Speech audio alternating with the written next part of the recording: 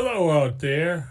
I'm going to talk a little bit, and I got my headphones on so I can hear myself, make sure I'm talking properly, make sure my mic's cranked way up.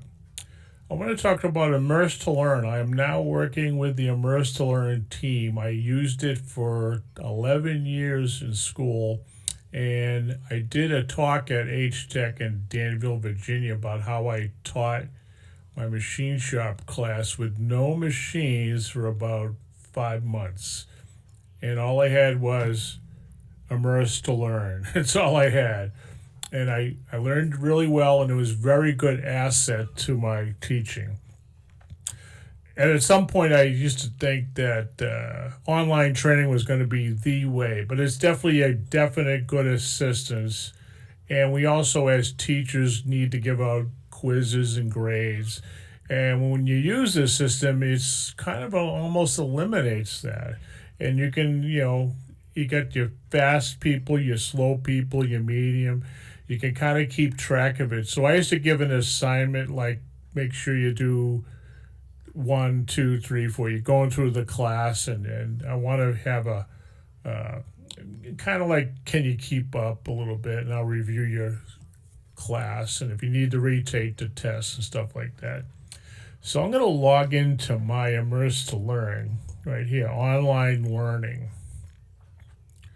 Okay, this is my pathway, and it's also the student's pathway. It's going to look just like this, which means use your username and your password to get in. So I'm going to go climb in this from the teacher view, and then I'll show you also a student view. Okay, I'm going to log in with my username. Then I'm going to tab over and put in my password.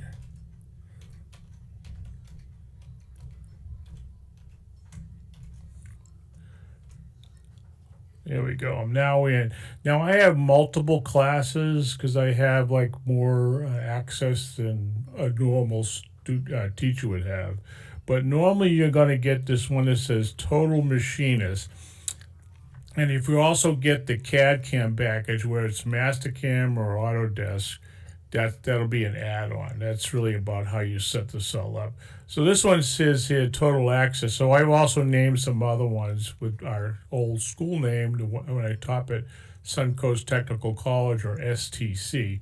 Then I made some other subclasses here. So let's go into Total Machinist right here. All right.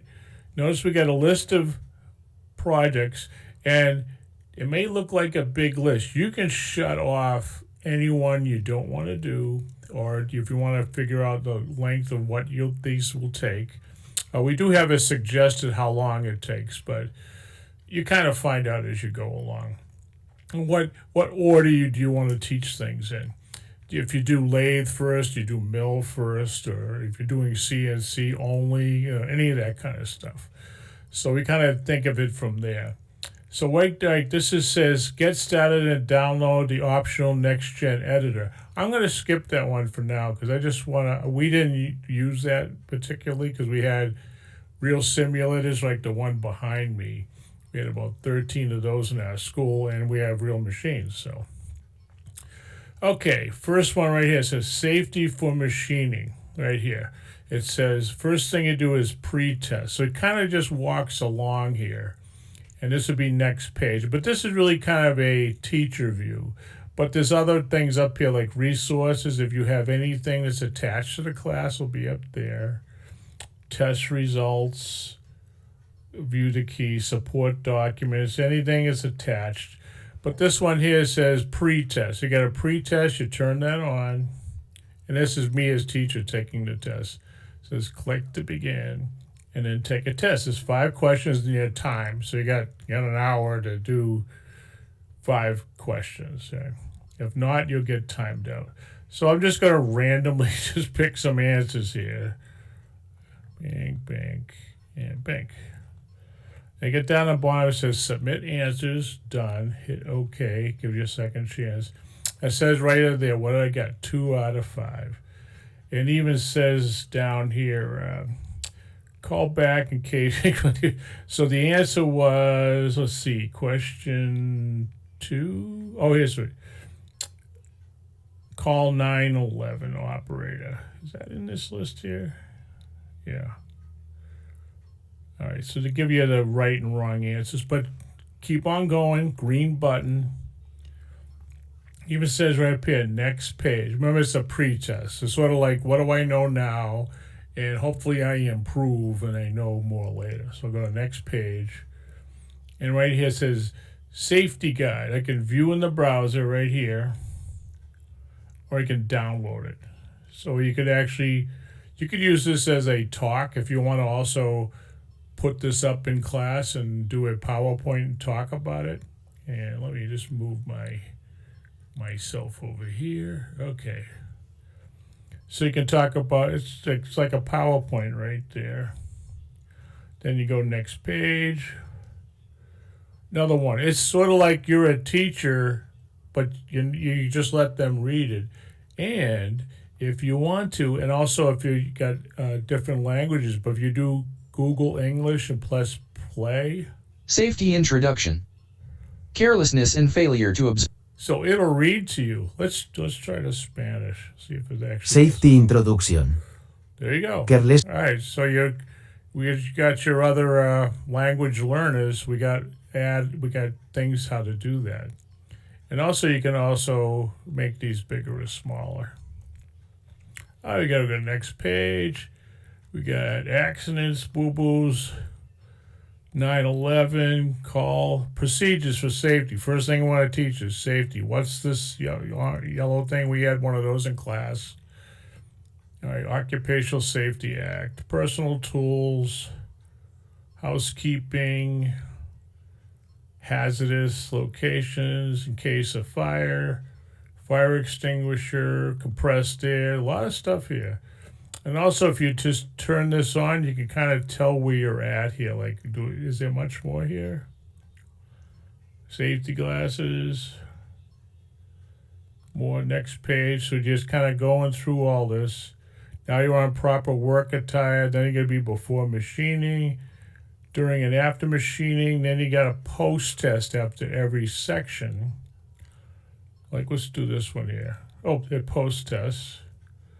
Okay, click to begin. 5 questions. They're kind of like the same ones as before. Let's pick 2. So it won't allow you to go unless you do all 5. Submit answers. Hit OK. Good. I didn't learn much. All right.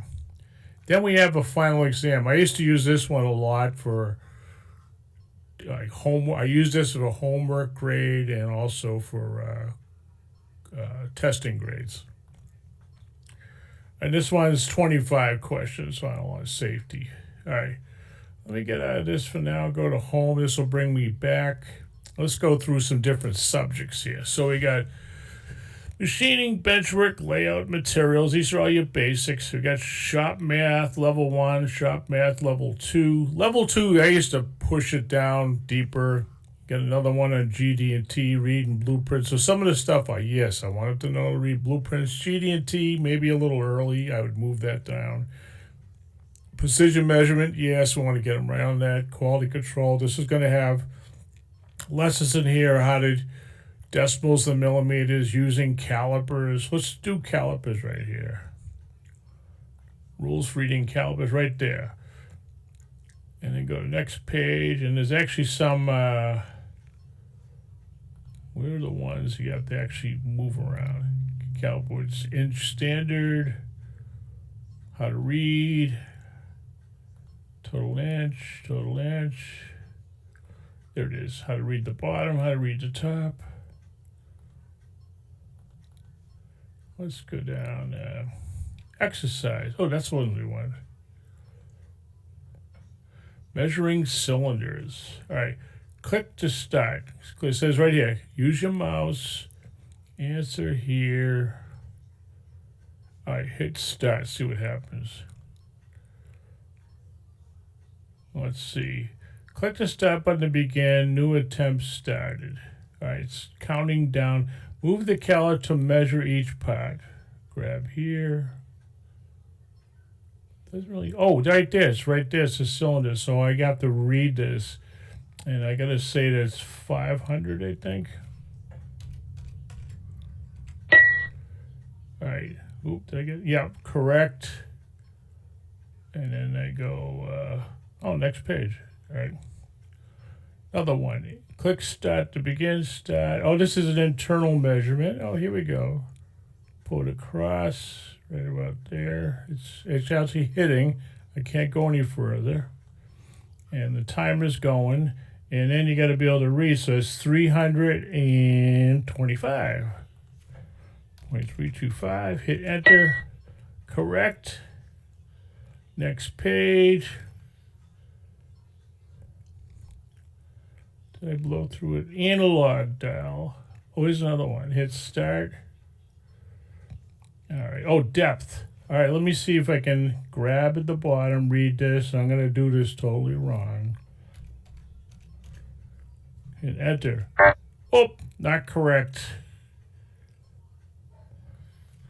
0.700? Oh, is it 25?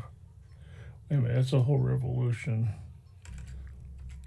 Yep, correct. All right, got it.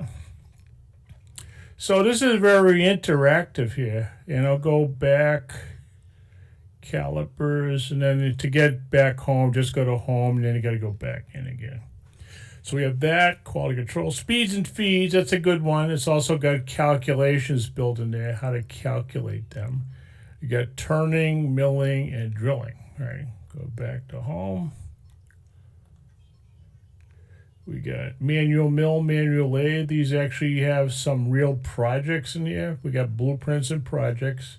If you go to resources, there'll be part blueprint right there. Click on that, and there's your blueprint right there. You can download it. You can actually zoom it up, I think. Yeah. And click the plus button. There you go. Close. Usually what I would do is I would print these out and give them to students, but at least they can look at this because it's also a test. We got machine setup. We got videos on each one.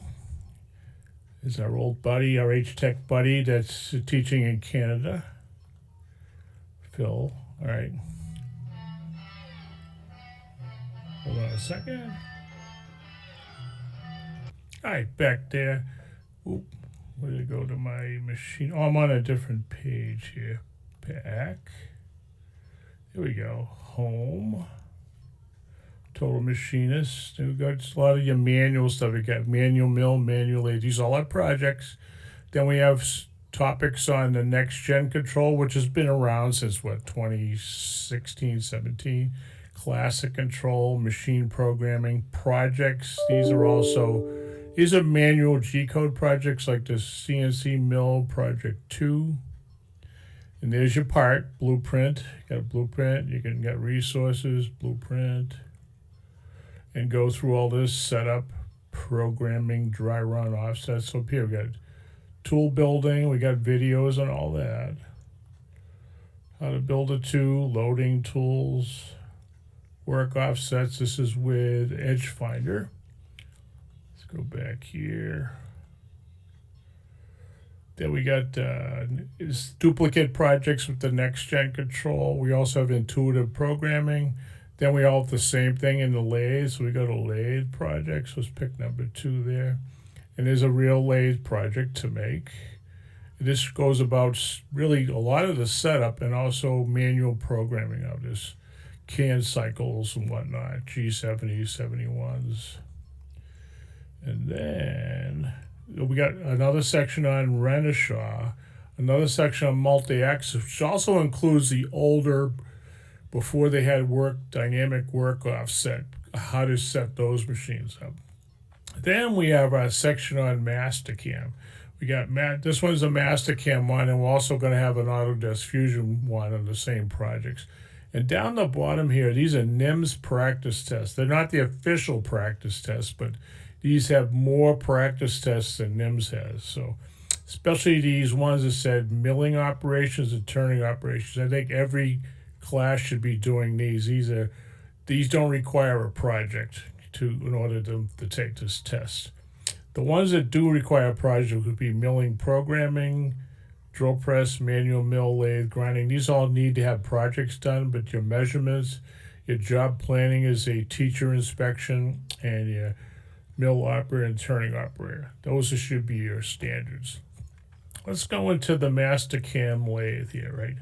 This is also, we got drawing here. We got different, this also, I just noticed this, it's also leaves off where you left off. So if you decide like, oh, where was I? It should kind of line you up. You got to know what module you're in, but where you are in the module should still remember where you're at. So we also have resources up here. These are all the projects. Oh, we got blueprints up here. These are blueprints for each part. The one that's in that project right there is this. We also have another section called challenge geometry, which means once you learn this one, then the next one, here's a print, you're on your own. You should know how to do this by now. And this is a 6-part series, actually. And the last one actually has multi-axis. This one here is a multi-axis part. So this is all the video content on drawing, programming, and creating a G-code and making the part. And we also probably talk a little bit about setup. There's another section here on quick tips on your MasterCam software. This also has tests built in, tests and comprehensive exams, so it's not just making the projects they have to know, especially if you're going into certification exams. A lot of these questions are kind of in the exams. So that's kind of my basic how to use Immerse to learn. And right now we're coming out with the Autodesk series. It's also be part of this package. And we should, hopefully in the future, have a 5-axis setup and how to set up a 5-axis Haas machine, okay? CNC Dude here, signing off. See you later.